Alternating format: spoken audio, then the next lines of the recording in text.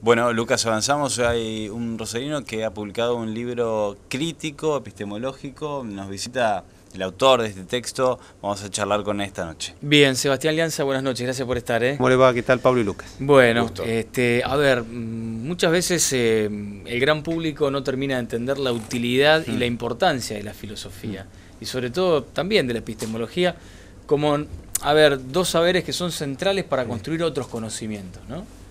Bueno, Aristóteles ya expresó en la antigüedad que la filosofía, en el sentido teórico puro, carecía de utilidad práctica. La filosofía tiene una finalidad en sus orígenes netamente teorética, con lo cual si uno espera un resultado pragmático ahí, salvo que adhiera a una corriente moderna o en la antigüedad, la praxis estuvo más vinculada originariamente a los sofistas griegos. Luego sí hay una reformulación teórica, digamos, de la práctica humana en el propio aristotelismo, en lo que se llama episteme practiqué, que es lo que constituye la política, la economía, la ética, ¿no es cierto? Lo que hoy llamamos ciencias sociales o ciencias humanas, ¿no es cierto? O ciencias morales también se las denomina. Un poquito el viraje que produce la modernidad es de construir lo que era la antigua filosofía en Chile teología, filosofía sierva de la teología medieval, y la transforma en filosofía, Anchila Scientiae, filosofía sierva de la ciencia. Entonces, por ese motivo, el debate epistemológico sobre la legitimación del método científico, los estándares probatorios, ¿no es cierto?, y las técnicas de control de la naturaleza, tanto en el ámbito, digamos, de las ciencias naturales como sociales. Bueno, y ahí puntualmente tenemos la contabilidad de partida doble con Luca Pacioli, con lo cual esta racionalidad calculante que se aplica al control de los fenómenos también va a tener su efecto en el ámbito, digamos, económico, ¿no es cierto? Ahora, filosofía sierva de la ciencia no es de algún modo subestimar a la filosofía. Pero el problema es ese, que digamos, así como la filosofía fue la ciencia dominante en la cultura griega, luego de la deconstrucción mitológica de la Grecia arcaica, digamos, en la etapa de la Grecia clásica en el siglo V a.C., puntualmente con Sócrates, luego Platón y Aristóteles. El medioevo va a tener la teología como ciencia dominante, y la filosofía, lo que hay en el medioevo son teólogos filosofantes, San Agustín, Santo Tomás en el cristianismo, Averroes, Avicena en la tradición árabe, por ejemplo, y Maimónides en la tradición israelita.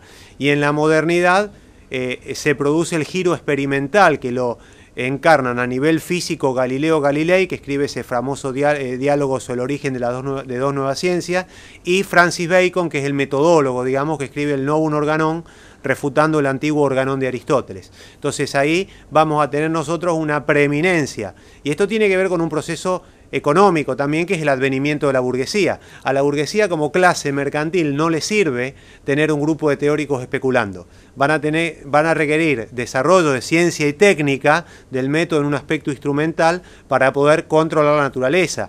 Tal es así que los físicos trabajaban haciendo los cálculos de las trayectorias galileanas, no son abstractas, se emplean a los proyectiles, por ejemplo. Entonces, el marco institucional moderno, digo, la monarquía nacional absoluta, la burguesía mercantil y la ciencia moderna junto a la reforma protestante configuran un cuerpo institucional completamente nuevo, que lo que hace es correr del centro de la escena la filosofía griega y la teología medieval. Por lo tanto, sí, la dominancia de la ciencia moderna reconvierte o le permite a la filosofía, entre comillas, este lugar subsidiario con respecto a la reflexión en función de la ciencia nueva. Obviamente los filósofos no aceptamos esto. Es lo que estamos en filosofía. Yo me dedico a un área que es, por ejemplo, la metafísica. Entonces, en el ámbito especulativo sobre la cuestión de la existencia, nosotros planteamos que para que haya conocimiento de un fenómeno, primero tiene que existir un fenómeno.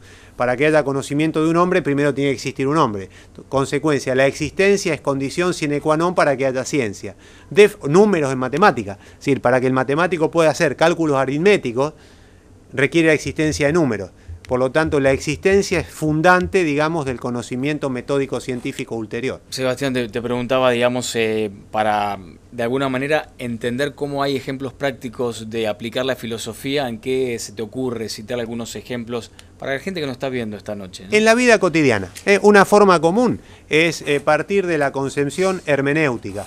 La hermenéutica deriva un poquito de la interpretación que el individuo tiene de la realidad. Cuando usted presiona el enter, es porque a esa tecla le está dando un sentido. Usted sabe que en la causalidad práctica hay un efecto que es deseado una vez que uno presiona la tecla. un cocinero cuando hace una paella me hacía la misma pregunta en el centro catalán hace unos 20 años atrás. ¿Para qué sirve la filosofía? Bueno, esa cuchara usted la puede utilizar para remover una paella o la puede utilizar para pegarle una palmada en la cola al ayudante de cocina cuando no limpia los mariscos adecuadamente. Sí. Entonces, el objeto no va a tener un sentido absoluto, sino que va a depender del uso que el sujeto tiene con respecto. Entonces, en definitiva, la relación que tenemos con los útiles, con el mundo de las cosas que tenemos a la mano, deriva de cierto sentido pragmático. Es decir, cómo el sujeto significa, ¿no es cierto? No es lo mismo el libro para mí, que es una situación satisfactoria, producto de un trabajo enorme, con más de 3.000 correcciones editoriales, el trabajo de mi esposa, el editor Labor, etcétera, que un lector que a lo mejor accede desde una perspectiva completamente distinta, en la búsqueda de unas primeras herramientas, o de un estudiante que lo va a emplear sistemáticamente en el curso de su formación como manual complementario, por ejemplo, el texto de Carpio, bueno, que es lo que definitiva nosotros son signos con significantes diferentes. Claro, cada desde sujeto... la lingüística podría analizarse desde ese lugar. Sí. Ahora, para que haya un signo, la lingüística, ¿por qué hay lingüística? Porque hay un homo loquens, porque hay un sujeto que porta un lenguaje. Porque si no caeríamos ya en un análisis sintáctico, digamos, semántico o pragmático, que es todo lo que se considera la semántica, digamos, la semiótica, que es la ciencia general del signo, que va a tener estas tres ramas: vinculada al objeto como semántica, vinculada, digamos, a la relación en función del signo con el signo en la sintáctica, y al uso, que es lo que veníamos mencionando, de los útiles, que es la pragmática. En este caso, el uso de los signos lingüísticos. No es lo mismo que Cristina diga compañeros a que diga compañero. Es decir, la misma palabra usada de modo diferente. Ahora, bueno, nos hemos ido a otros lados, Sí, Lucas, señor. pero lo importante es hablar de este libro que estamos viendo en cámara. Tal cual. Dialogamos con usted. ¿En qué consiste? ¿Cuál ha sido el objetivo? ¿Y por qué le ha dado ese placer que usted manifiesta aquí ante las cámaras de Canal 4? Miren, el libro surge como producto de 15 años de trabajo en la docencia. Uno se ha formado como autodidacta, y lo que observaba es que cuando uno ingresa sobre todo al área de las historias de la filosofía, que son materias de 1000 y pico de años, digamos, por ejemplo, medieval y demás, o antigua, exactamente lo mismo, el problema se da en que los manuales tradicionales arrancan sistematizando autores, por ejemplo, Heráclito, Parménides, Sócrates, Platón, Aristóteles, Santo Tomás, Descartes, Hume, Kant, Hegel, Marx, etc., Husserl, Heidegger.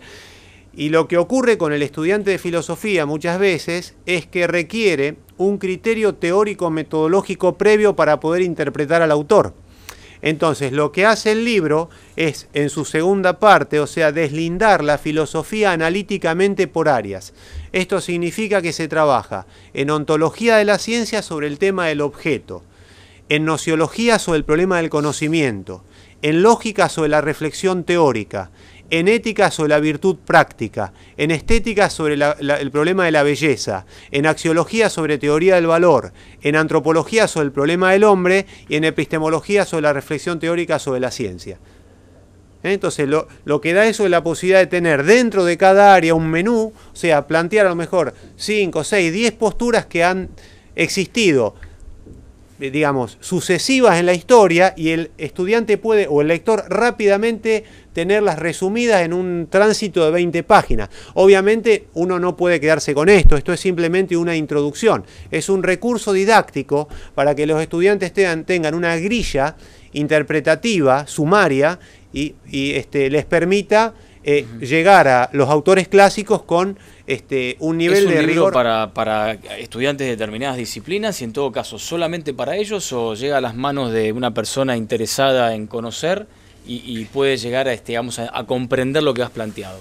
El libro es un libro que tiene digamos, las palabras que circulan en filosofía básicamente tienen históricamente origen griego, pero el libro es castellano, o sea que lo han adquirido, y he tenido devoluciones de sujetos que no tienen ningún tipo de, más allá de una cultura alfabética primaria, y uno siempre parte de que uno aprende con otro. Entonces el libro es producto de un trabajo colectivo de un montón de profesores que han colaborado, o sea, no somos individuos, o sea, uno piensa en libertad, pero después están en los agradecimientos la profesora Nin, bueno, mi esposa ya ha mencionado el aspecto de la corrección, el profesor Alica, el profesor Albanese, los doctores que han colaborado en la formación, Padrón, Echauri, etcétera. Es decir, muchos docentes, el doctor Capelletti, que han sido vitales cuando uno era estudiante, digamos, y que bueno, uno ha tratado de traducir esto en un estándar en la calidad de trabajo, digamos. Bien, ¿cómo van las clases en la UAI?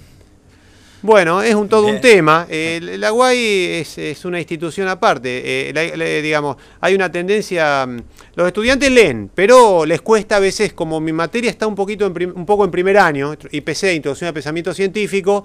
Yo soy una especie de cuco de mito urbano.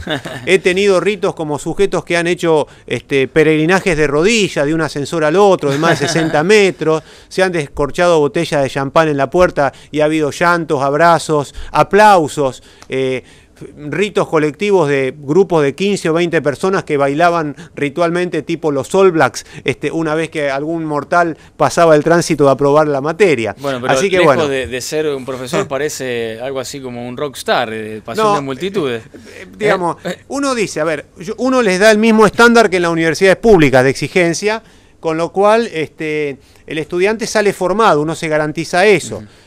Lo que a veces ocurre es que, digamos, el tiempo que el estudiante demora, porque venimos con muchas falencias de la secundaria, claro, y eso no es solamente común de la universidad, nos pasa también en las universidades públicas, digamos. Entonces, el docente se ve obligado en un lapso muy breve de tiempo a subsanar deficiencias de historia de la cultura general. Claro, digo, seguro, claro.